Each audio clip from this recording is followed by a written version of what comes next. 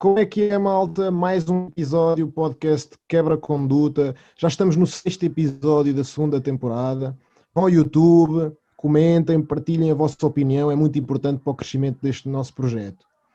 Esta semana, o tema do novo aeroporto no Montijo regressou à tona, depois da ANAC ter indeferido o pedido da ANA de apreciação prévia de viabilidade da construção do aeroporto no Montijo, por haver dois pareceres desfavoráveis de autarquias. O governo afirmou que ia rever esta lei, ao mesmo tempo que avançou como alternativas o próprio Montijo e Alcochete. Há várias alternativas em cima da mesa, nomeadamente um novo aeroporto internacional de Lisboa, no campo de tiro de Alcochete, e uma solução alternativa, o aeroporto do Montijo, a progressivamente o estatuto de aeroporto principal, e o Humberto Delgado, o de complementar. Sem mais demoras, primeira pergunta. Fábio, concordas com aquela afirmação de Rui Rio quando diz que, ao fim e ao cabo, é um exagero estarmos a dar tanto poder às autarquias a quando de uma questão que, ao fim e ao cabo, é nacional?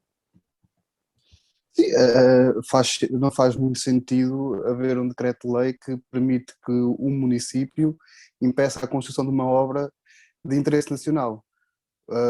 Mas menos sentido fez esse decreto. Porque é que esse decreto foi feito? Quem o fez no momento é que devia ter pensado nisso. O decreto está feito. Acho que a mudar a lei só para viabilizar um aeroporto é um mau princípio para a democracia. Mais uma vez o PS e o PSD estão unidos para estragar para estragar a democracia.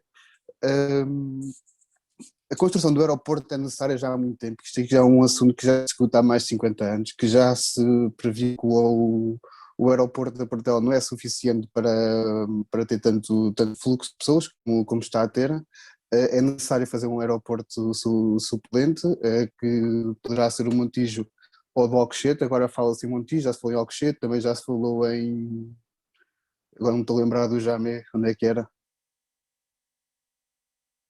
Já não esqueço. E é sem sombra de dúvidas essencial fazer o novo aeroporto. Agora, o Montijo parece ser a solução mais viável de momento. Já o PSD de Passos Coelho é que apresentou esta alternativa. A de António Costa vai seguir com ela, porque se cada vez que muda governo andamos a zigazear com o local do aeroporto, nunca mais saímos deste debate. Agora acontece que Montijo tem o problema da reserva de estatuárias, da água, tem o problema dos espaços migratórios que lá andam, mas Alcochete tem o problema que, se for construído, vai custar mais do dobro do que o de Montijo, e certamente temos que nos resolver por algum lado. Eu creio que o Montijo seja a melhor opção, dadas as circunstâncias. Só sou contra esta alteração ad hoc, de alterar a lei só por um caso específico e não para casos genéricos. Acontece que hoje é um aeroporto, amanhã pode ser uma situação diferente, e tornando isto prática não será nada favorável para a democracia do país. Jaime, destas Desculpa soluções... interromper, Portela, foi, não está a falta. Jaime, das soluções que estão em cima da mesa, alguma é viável para ti? Bom, Jané, falar em primeiro em três questões em separado.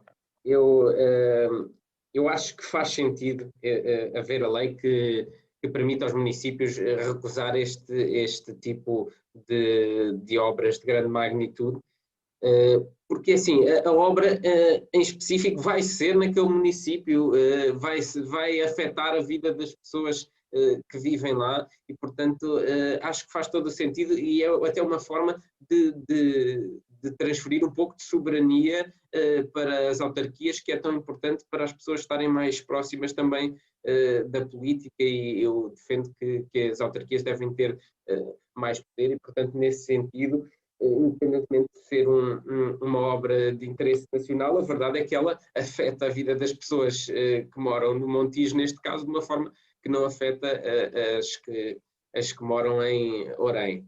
O que é certo é que tem havido, ao longo deste processo que já é longo, sobretudo um grande desrespeito pelas avaliações de impacto ambiental, não é? os governos têm sucessivamente chutado um bocadinho para canto essas questões ambientais que estão aqui em cima da mesa, como o Fábio lembrou, e, portanto, acho que isso tem que ser o princípio norteador. Não se pode fazer nada que não esteja devidamente aprovado em termos ambientais. Isso tem que ser a prioridade máxima.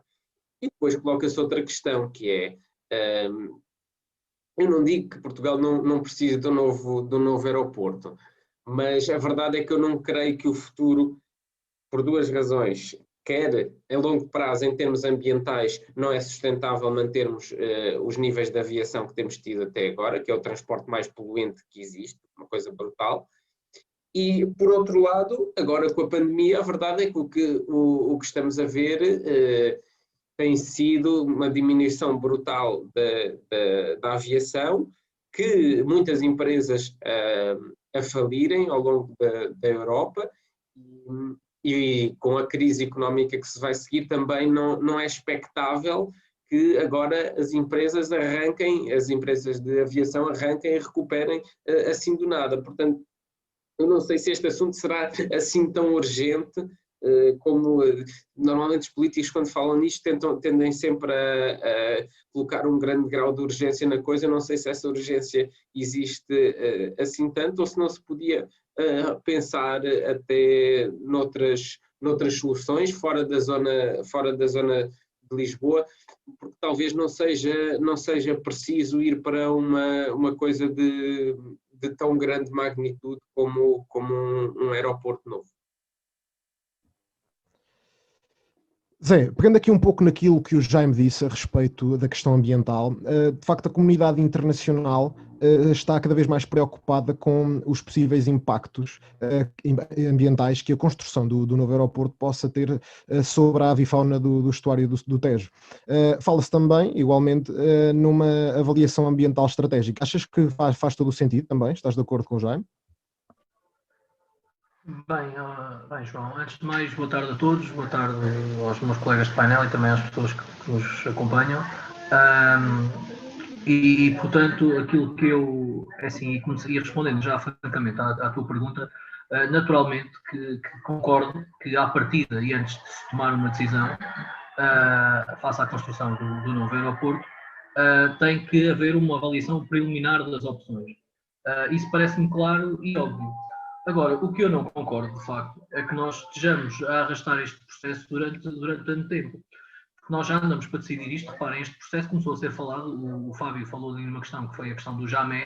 O Jamé foi pelo ministro da altura, que era o Mário Lino, do governo do engenheiro José Sócrates.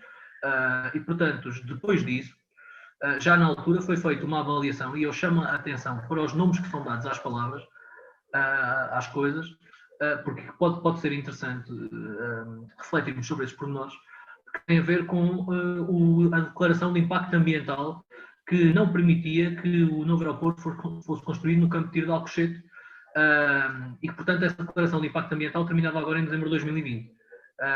Portanto, o período de validade, digamos assim, dessa declaração de impacto ambiental. Não deixa de ser curioso que o processo de decisão se tenha arrastado tanto e de tal forma que a declaração de impacto ambiental perca a sua validade. Depois, não deixa de ser curioso também que aquilo que é declarado como um projeto, e que me parece a mim, o Jaime diz ali, avança ali com dois pontos, mas reparem, há uma decisão que é tomada, estamos a falar do ano 2010, salvo erro, já passaram 11 anos, 10, 11 anos dessa decisão, e nós ainda não conseguimos passar da tomada da decisão estratégica para a operacionalização da decisão. Ou seja, para a colocação da decisão em prática. Estamos há 10 anos para começar a executar um processo que já foi declarado como sendo um processo de importância vital para o nosso país em termos estratégicos. Estamos a arrastar uma decisão e portanto, o peso, os prejuízos decorrentes da tomada de decisão e do arrastar do tempo, esses aí já não os vamos buscar a lado nenhum. Aquilo que me preocupa no meio disto tudo, e para responder à tua pergunta de forma clara e concreta para terminar, é que nós não sabemos disto. A declaração ambiental já foi feita e já chumbou o projeto no campo de tiro de Alcochete. Depois existem as outras duas alternativas, que tem a ver uma com o facto do Montijo ter o aeroporto complementar, ou da Portela, e outra que tem a ver com o Montijo ser o aeroporto que progressivamente vai passando no aeroporto principal. Mas essa solução, vamos lá ver, esta questão bem agora à baila, não é? Porque há 2 municípios que se expressam contra esta questão, mas demoraram 10 anos. E se calhar agora nas próximas eleições autárquicas saem aqueles presidentes do município e entram outros que vão ser a favor. E nós andamos aqui sempre nisto, sempre neste ramo de mando. Nunca saímos disto. E portanto, aquilo que a mim me preocupa, naturalmente, com a declaração de impacto, e repara, o nome que é dado agora já não é uma declaração de impacto ambiental, porque a declaração de impacto ambiental já foi chumbada. Agora é uma declaração de impacto ambiental e estratégica. Ou seja, agora já temos que pesar as duas decisões. Agora já não é só ambiente, é ambiente e estratégia.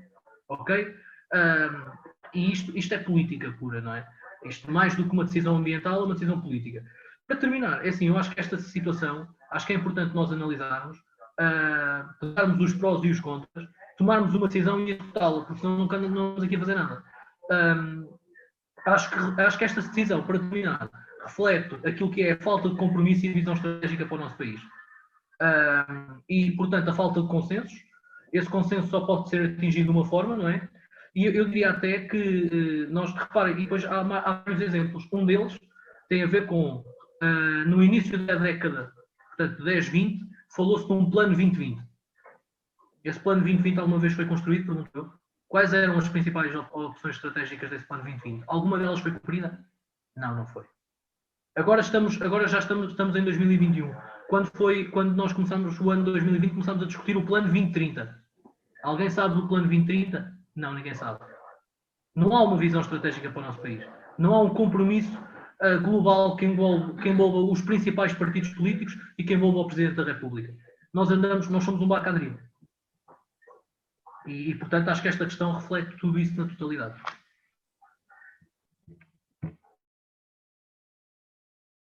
Fábio, queres fazer um comentário? Lembrei-me da OTA agora também, entretanto, além da Portal também, a OTA também foi falada para fazer o aeroporto. Sim, eu queria falar que sobre o impacto ambiental, isto aqui é verdade, isto aqui vai ter um impacto ambiental forte, não é? Vai ser prejudicial para todos nós nesse aspecto, mas se não houver crescimento económico o governo não ganha eleições, e é por aí que os nossos governantes se viram. Depois, o já há pouco estava a falar que agora com a situação da pandemia e tal, não se faz tanta viagem, é verdade, mas dizem os analistas que em 2026 se calhar o turismo vai voltar aos níveis que estavam em 2019. É uma previsão, vamos ver se está certo, se está errado. Até lá se calhar tínhamos tempo para nos preparar para essa situação. A base do Montijo podia começar a ser construída e até 2026 creio que já se pudesse usufruir dela para esse tipo de viagens, sendo o turismo o impacto importante que tem para o país, não nos podemos esquecer da sua importância. Jaime, queres fazer um pequeno comentário para passarmos para o segundo tema? Sim. Deixa-me fazer aqui uma pequena brincadeira, porque eu penso que aqui o camarada Zé Gaspar podia estar em iminências na sua intervenção de fazer uma alusão aos planos quinquenais do Dr. Joseph Stalin, porque esse sim tinha um rumo bem definido, do qual não se desviava. Estou a brincar, eu percebo o que ele está a dizer, mas bom, isso são coisas da democracia, não é? Os partidos mudam, os líderes mudam e os planos acabam por se alterar porque há diferentes visões para o país, e então em Portugal que teve uma intervenção da Troika, em que basicamente perdeu a soberania sobre a sua política económica, era difícil termos tido um plano que estivesse a ser tão linear. Bom, relativamente à questão que o Fábio aflorou, eu mantenho um bocadinho a minha visão, até porque eu também, a par da questão ambiental, também defendo que a nossa economia não deve ser tão dependente do turismo e, portanto, não sou muito sensível a esse argumento, digamos assim. Preferia que se fizessem outras apostas nesse sentido. Portanto, não sei, não digo que seja necessariamente contra haver algum tipo de ampliação, e também se falou de soluções mais descentralizadas, como Beja, por exemplo, acho que também podia ser interessante, mas lá está, não atribuo tanta urgência à coisa como os meus colegas de painel, e acho que realmente as questões ambientais neste momento são as questões centrais na política a nível mundial, e se Portugal puder ter também uma estratégia para estar à frente do seu tempo nesse sentido e apostar provavelmente mais na ferrovia e nas ligações de alta velocidade internacionais, penso que seria uma escolha mais moderna do que continuar a insistir na aviação. Obrigado, Jaime. Passamos rapidamente para o segundo tema da tarde. O PCP fez ontem, dia 6 de março, 100 anos da sua história, um partido que teve uma importância enorme no pós-fascismo, na construção da democracia do nosso país, há 50 anos atrás, e teve agora também, no momento mais atual, um papel também preponderante, sob o ponto de vista político e de maior notoriedade, digamos assim, com o governo da Geringonça, estando ao lado do PS e do Bloco de Esquerda. Um partido importante, como já disse, e que neste preciso momento aparenta estar com alguns problemas do ponto de vista da liderança. Como é que vamos ver isto num futuro muito próximo? Mas agora voltemos um pouco para trás. Jaime, apaixonado pela história, quais é que são os momentos que tu consideras os mais importantes, os mais característicos deste partido? Bom, acho que é um momento histórico quando um partido celebra o seu centenário, são 100 anos de história, é realmente um número impressionante. É claro que a história do PCP não pode ser dissociada daquilo que foi a resistência estoica que fez ao fascismo, com dezenas dos seus militantes que perderam a vida pela causa, outros perderam anos de vida na prisão, na clandestinidade, escondidos, sem poderem sair à rua. Só o Comitê Central do PCP, os seus membros, na altura do 25 de Abril, todos juntos tinham cumprido qualquer coisa como 300 anos de prisão durante a ditadura, e, portanto, essa é a história do PCP, e todos os democratas, acho eu, têm uma dívida de gratidão para com o partido. Depois houve momentos mais conturbados durante o PREC. Houve outro momento particular na sua história, que foi, obviamente, a queda da URSS, a queda do Muro de Berlim também, e aí o partido entrou um bocadinho numa crise de identidade, com a via cunhalista mais ortodoxa do marxismo-leninismo a prevalecer, e Jerónimo de Sousa fazia parte dela, enquanto que outros que defendiam uma maior aproximação do partido ao PS, e que o partido aligeirasse o seu discurso de uma forma também a chegar a mais pessoas, acabaram por ser os derrotados dessa convulsão interna, com nomes como Carlos Brito, que acabou por também ser afastado do partido, entre outros. O que é curioso é que em 2015 o partido volta a retomar volta a fazer, no fundo, o que eles defendiam nos anos 90, que é uma aproximação maior ao PS e uma disponibilidade para conversar com António Costa, que não tinha tido, por exemplo, quando António Guterres, por uma unha negra, não ficou com maioria absoluta. Portanto, esse é outro. Acho que a Geringonça é também um momento histórico do partido. Agora, claro, é preciso ter em conta que um partido com as características do PCP, ou seja, um partido muito ortodoxo no seu marxismo-leninismo, neste momento é o maior partido da Europa com essas características.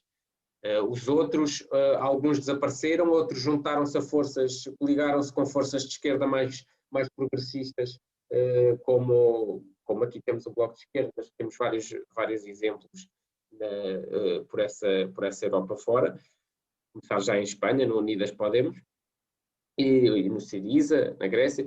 Portanto, nesse sentido, acho que é um fenómeno curioso também da nossa política e tem muito a ver com uma implementação autárquica que o partido teve e fez, tornou-o muito resistente, e também a sua ligação ao sindicalismo e à defesa dos trabalhadores para lá da política parlamentar, feita nas ruas, e muito importante também num país que está com níveis de sindicalização tão baixos como Portugal, e é isso que dá alguma resiliência ao partido.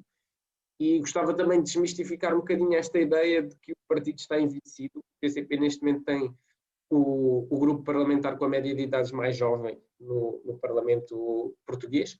É claro, tem estado em queda progressiva na eleição após eleição. Acho que esta eleição presidencial foi a única em que não diminuiu em termos percentuais desde a geringonça, desde os anos 90 que tem estado permanentemente em queda, mas bom, isso são também sinais dos tempos. Agora vamos ao futuro. Zé Pedro, o que é realmente importante para termos um PCP forte e com capacidade de negociação e decisão no hemiciclo?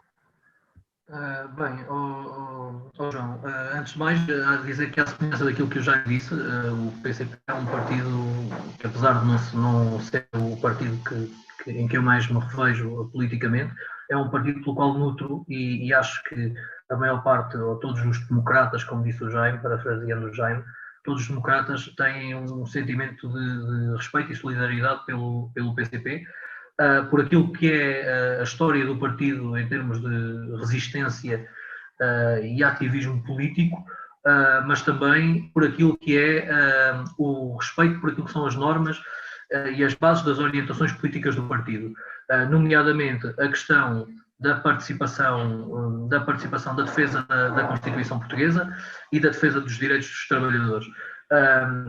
E depois, naturalmente, tem a outra vertente da intervenção pública, digamos, na vida política e na vida económica e na vida privada, portanto, na vida social dos portugueses. Mas, sobretudo, estas duas questões, da defesa da Constituição e das defesas dos trabalhadores, é muito importante. De tal forma, e para mim é de tal forma importante, que também não podia deixar de realçar que, tendo nós realçado aqui aquilo que foi, nomeadamente, a participação do PCP na geringonça, eu diria que outro dos momentos marcantes do PCP é a forma como o partido se manteve ativo, resistente e lutador durante um período da história portuguesa e da vida dos portugueses onde os trabalhadores foram fortemente atacados. E que é o período entre o governo do engenheiro José Sócrates e o período do governo do Dr. António Costa. Esse período, portanto, não é o PCP estar a participar da solução do governo, apoiar a solução do governo, mas manter-se ativo no momento. O PCP é importante mesmo estando fora das soluções do governo. E, portanto, não podia deixar de realçar este ponto. Parece-me, depois, que é um partido por aquilo que é a sua própria orientação, não é um partido querido, não é um partido popular, não é junto das nossas, nomeadamente das nossas entidades privadas, da nossa comunicação social privada, e não um partido popular junto dos interesses privados. E por isso é que é fortemente atacado e por isso é que depois se aparecem uma série de ideias que são vinculadas e se transformam em mitos, como o Jaime desmistificou bem esta questão da idade e da renovação. A realidade é que o PCP é um partido que dá muito poder à sua juventude comunista, é um partido muito organizado, que forma muito bem os seus cidadãos e os seus eleitores, ou digamos o seu público-alvo, digamos assim, e portanto eu acredito que é um dos partidos que, de uma forma ou de outra, perante tudo aquilo que tem sido as mudanças políticas e sociais em Portugal, é um dos partidos que mais se tem mantido forte, porque os seus alicerces são fortes também. E portanto, focando agora no futuro, parece-me que é um partido essencial e tem condições gerais para prosseguir aquilo que tem sido o caminho trilhado dentro daquilo que são as suas características base, digamos assim.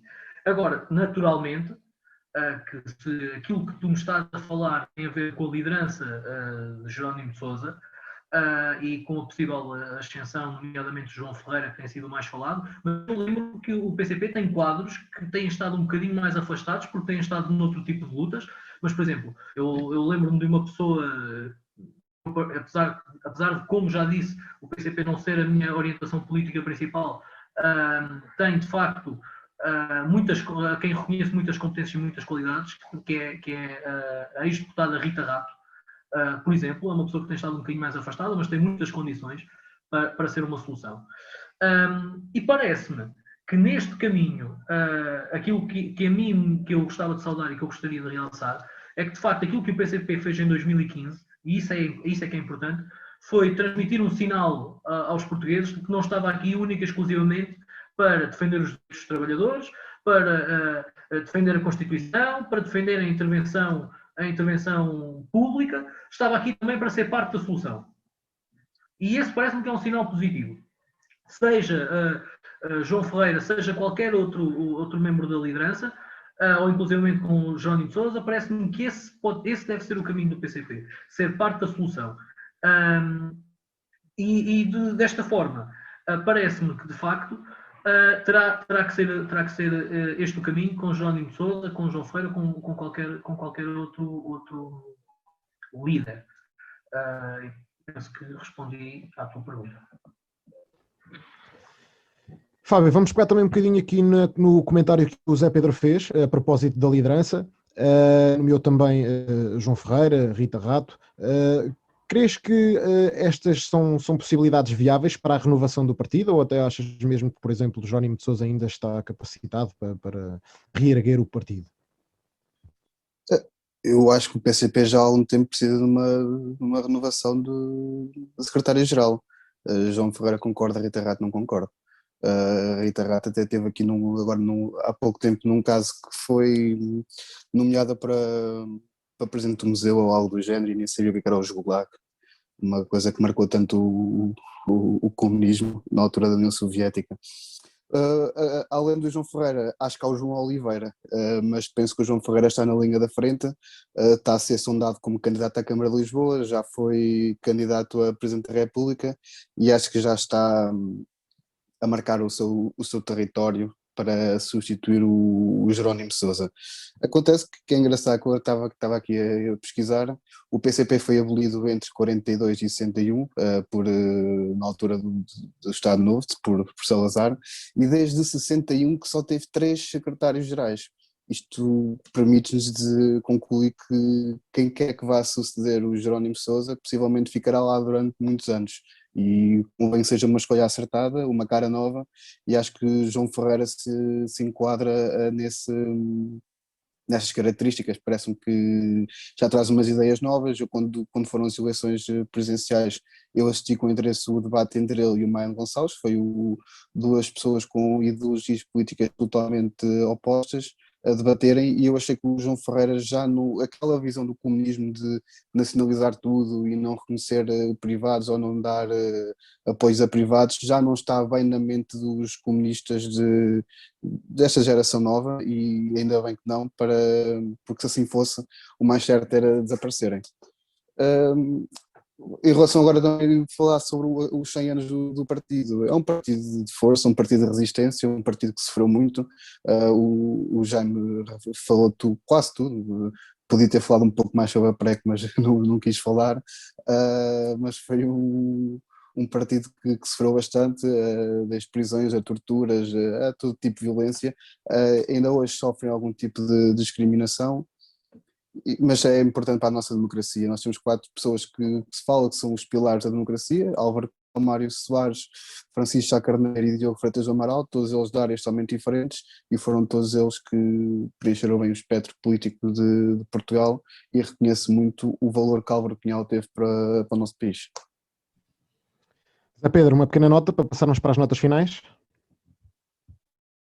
Não, só dizer neste comentário, que naturalmente quando me referi a João Ferreira e tendo em conta que também aquilo que os meus colegas disseram, dizer que apesar daquilo que, e nós já tivemos aqui a oportunidade de esmiuçar, o resultado das eleições presidenciais, Não obstante aquilo que foi o resultado, o João Ferreira demonstrou muita competência, muita capacidade, numas eleições que não eram fáceis por aquilo que era a questão da esquerda, que nós temos aqui a oportunidade de dizer, não é? Porque o facto de Ana Gomes ter ido buscar ali uma lógica de voto útil, ter ido buscar ali muito voto, quer a Marisa Matias, quer ao João Ferreira.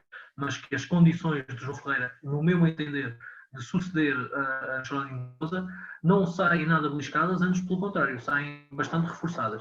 Nomeadamente face a uma candidatura à Câmara de Lisboa, já não tenho bem a certeza que seja bem assim. Porque com Carlos Moedas, com Fernando Medina, as coisas podem digamos, azedar, a luta pode ficar muito renhida e voltar-se a colocar aqui outro tipo de questão. Ok?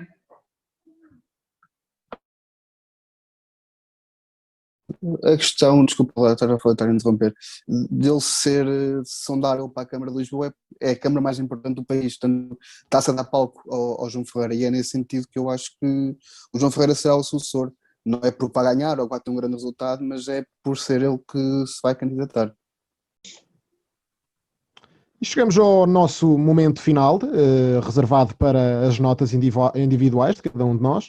Podemos começar pelo Zé Pedro. Bem, a minha nota final desta semana vai para o aniversário do Jornal Público, que reflete também aqui um bocadinho aquilo que é a importância e a preponderância da comunicação social no nosso país. Eu, inclusivamente, sou da opinião que já tive a oportunidade de expressar aqui, que a comunicação social ajuda naquilo que é a formação das nossas gerações futuras, e acho que esse também é um papel muito importante, fora aquele de nos trazer informação imparcial, de nos ajudar a construir um espírito crítico e incentivar a participação cívica na democracia e aproximar a informação dos cidadãos. E, portanto, não podia deixar de parabenizar o Jornal Público, que é um daqueles que, dentro daquilo que são as novas tendências modernas do jornalismo, que, quanto a mim, da qual eu sou um crítico acérrimo e já tive a oportunidade de dizer aqui, o Jornal Público é um daqueles que melhor continua a trabalhar atualmente. E como não podia deixar de ser, realçar também que eles, para comemorar o seu aniversário, fizeram um excelente artigo que tem a ver com o lado bom de Portugal, que é um lado que muitas vezes é esquecido nas notícias. Sabemos que o que traz audiências cada vez mais e que os jornais e que a nossa comunicação social cada vez procura mais audiências, cada vez tem mais atenção a isso, esquecendo-se daquilo que é o código deontológico do jornalismo e da comunicação social e aquilo que são as suas origens e as suas funções principais. Eles procuram aquilo que é mau, procuram a polémica, procuram a catástrofe, ou procuram a tragédia. E o Jornal Público, e bem, na minha opinião, com um excelente artigo especial, realça o lado bom de Portugal, que é o lado que nós muitas vezes nos esquecemos. Temos um país fantástico, com excelentes oportunidades, que temos cidadãos tão bons ou melhores do que os outros, temos condições naturais e características naturais tão boas ou melhores do que os outros, e, portanto, realçar, porque acho que é algo que todos nós devíamos ver e ler, porque no fundo também nos pode encher de orgulho de sermos portugueses e trazermos uma opinião e uma visão mais otimista sobre aquilo que pode ser o nosso futuro, se o fizermos como deve ser, entre aspas. Jaime.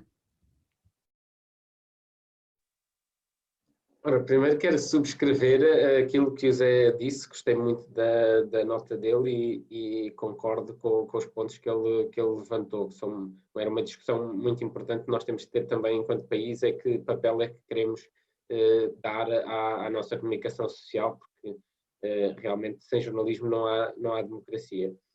Quanto à minha nota final, amanhã, dia 8 de março, Dia da Mulher, é dia das mulheres também saírem à rua com as suas reivindicações. O feminismo é um movimento muito importante na sociedade moderna e temos ainda uma série de pautas em que ainda temos um longo caminho a percorrer. Continuamos com uma catástrofe, uma verdadeira emergência ao nível daquilo que é a violência doméstica. Continuamos com uma desigualdade salarial de género muito acentuada e continuamos também com uma cultura ainda bastante machista naquilo que toca à divisão do trabalho e também ainda um grande resquício da mentalidade judaico-cristã naquilo que é a culpabilização da sexualidade feminina. Fábio? Fez em 4 de março 20 anos que aconteceu uma tragédia em Portugal, que caiu a ponte Entre Rios, que ligava a localidade de Castelo Paiva e Entre Rios. Morreram 59 pessoas nessa tragédia.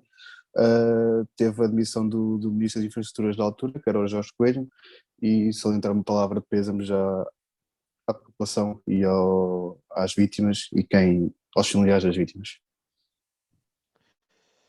Da minha parte, mais um português a vingar lá fora, agora desta feita no desporto.